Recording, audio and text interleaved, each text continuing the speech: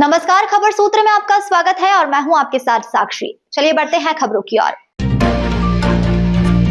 देश की राजनीति में इस वक्त बड़ा सियासी भूचाल है। मध्य प्रदेश कांग्रेस अध्यक्ष जीतू पटवारी ने देश और प्रदेश की मौजूदा हालत पर सरकार पर करारा और आक्रामक हमला बोला है। जीतू पटवारी का बड़ा बयान। आज भारत का माहौल बेहद चिंताजनक है। असमानता बढ़ रही है, अन्याय खुलकर हो रहा है और अत्याचार सत्ता के संरक्षण में फल फूल रहा है। पटवारी ने सीधे मुख्यमंत्री को कटघरे में खड़ा करते हुए कहा, जब मुख्यमंत्री खुद भ्रष्टाचार की बात स्वीकार कर रहे हैं तो फिर कार्रवाई क्यों नहीं? क्या यह सत्ता की स्वीकारोक्ति नहीं कि सिस्टम पूरी तरीके से सड़ चुका है? तीखा आरोप। जीतू पटवारी ने कहा कि आज हालत ऐसे है कि आम जनता को स्वच्छ पानी नहीं है, शुद्ध हवा नहीं है और सम्मान से जीने का अधिकार भी छीन लिया गया है। उन्होंने साफ कहा, संविधान को कमजोर किया जा रहा है, संस्थाओं की आवाज को दबाई जा रही है और लोकतंत्र को धीरे धीरे खत्म करने की साजिश रची जा रही है। सीधी चेतावनी, अगर आज जनता चुप रही तो कल इतिहास माफ नहीं करेगा। यह लड़ाई सत्ता के खिलाफ नहीं, संविधान और लोकतंत्र को बचाने की लड़ाई है।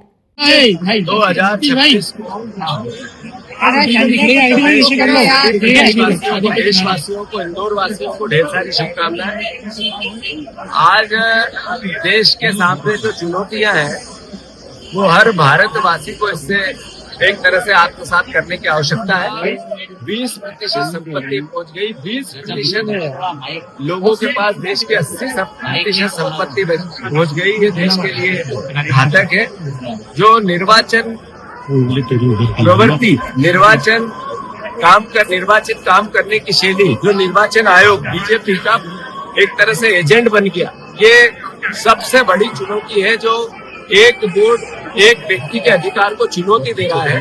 ये अपने आप में देश के लिए, आने वाली पीढ़ी के लिए, एक भविष्य के लिए चिंता का विषय है।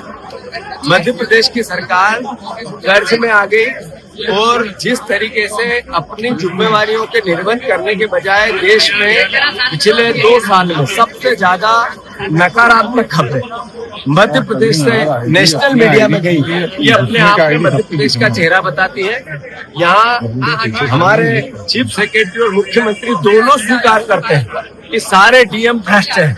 ये अपने आप में मैसेज देता है कि हमारे मुख्यमंत्री के हाथ से कंट्रोल समाप्त हो गया है। तो ये भी एक चिंता का विषय है। संवैधानिक संकट जैसा आ गया है।